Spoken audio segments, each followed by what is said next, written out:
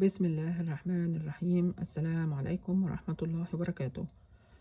أم قال رسول الله صلى الله عليه وسلم: استقيموا ولن تحصوا، واعلموا أن خير أعمالكم الصلاة، ولا يحافظ على الوضوء إلا مؤمن. وده رواه الإمام مالك. أم الوضوء العلم أثبت إنه الإنسان النظيف، وإحنا عندنا النظافة من الإيمان، فكتر واستمرار الوضوء بيخلي الإنسان دايما نظيف. والشخص النظيف صعب إن هو يكتئب.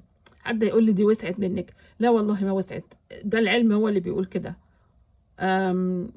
يعني في حاجات بسيطة جدا في حياتنا بتأثر على صحتنا النفسية، ومن ضمنها الوضوء. وربنا يتقبل منا جميعا.